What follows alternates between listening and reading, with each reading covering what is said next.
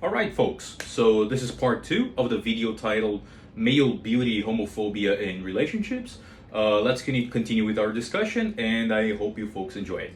And by the way, it is important, okay, to emphasize that everybody, literally everybody, cares about other people's opinions, okay? There are no hermits here, no social isolationists.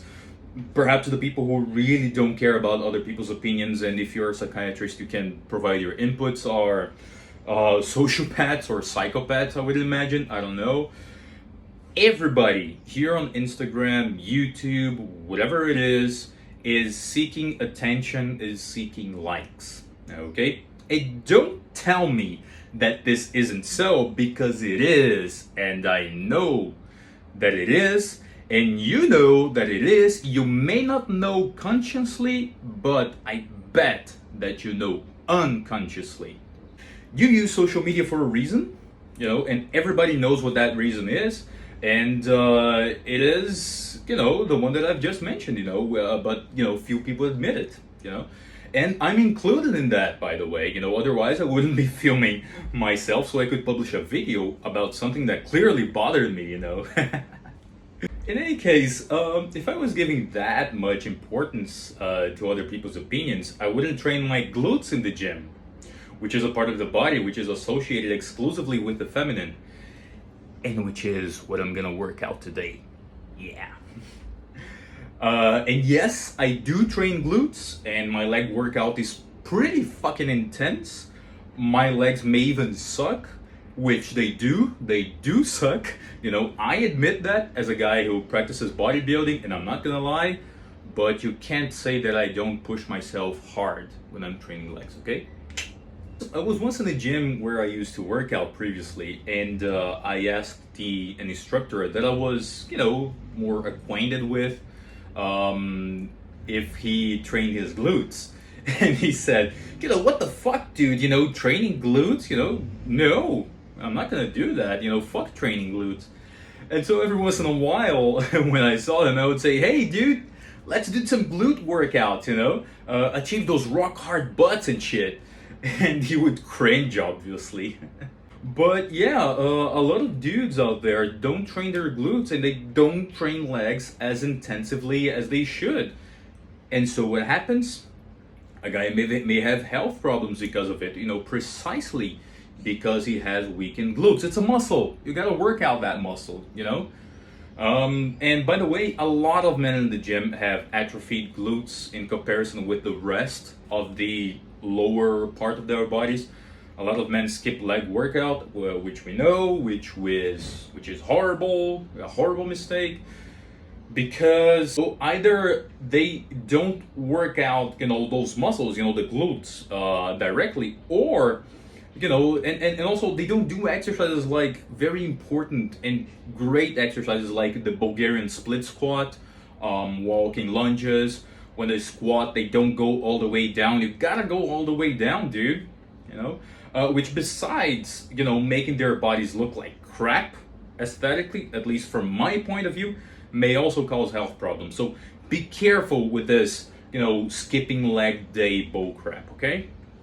At the end of the day, I think that, one of the things that we as humanity need to overcome is the tribe, mentality, each one in their own spot and everything.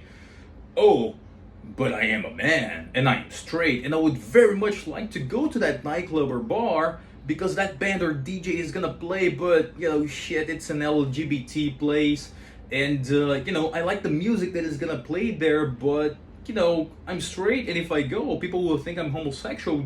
God damn it, fuck it if people are gonna think you're homosexual, dude. Go live your life, you know what I mean?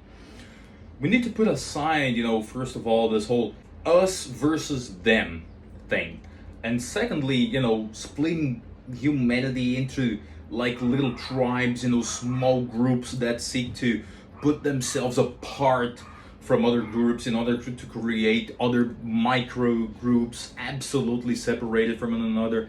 I'm not saying that you don't need to have that you can't have an identity. You can, and that's fine, But in any case, as if being in a place, virtual or physical, open to all kinds of people, but for some reason, a certain group is predominant in that particular place, and that's gonna make you part of that group. No, dude, not necessarily, so chill out. What I also think that happens is that homophobia and male chauvinism are unfortunately so strong, at least here in Brazil and Latin America, that any kind of interaction at all between a straight man and a homosexual man was proof that there was a sexual relationship going on there, which is a big problem.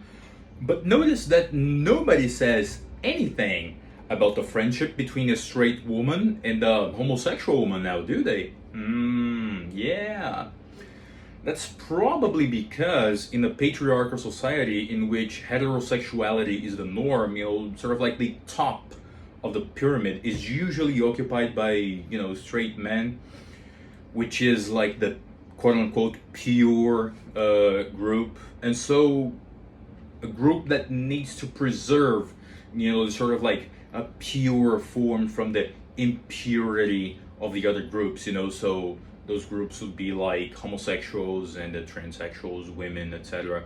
So anything done by a straight guy is put under the scrutiny of a very, very powerful magnifying glass, in order to guarantee the integrity of the ruling group, the purity of the pure ones, so to speak. Actually, the same thing is done with women, but a lot more, given that they are the ones oppressed by the patriarchy, right? Well, so that's it. I ended up talking a lot and saying a bunch of things that weren't in my initial plans, but that's it. Comment if you feel like commenting. Give us your opinion. My profile is public. Let's have some debate, because I think that this is an important, way to beat homophobia, male chauvinism, and create a more human, more egalitarian society. We need to talk about these subjects, and we need to remove, homophobia and sexism and all of those things from our society. Okay? Cheers.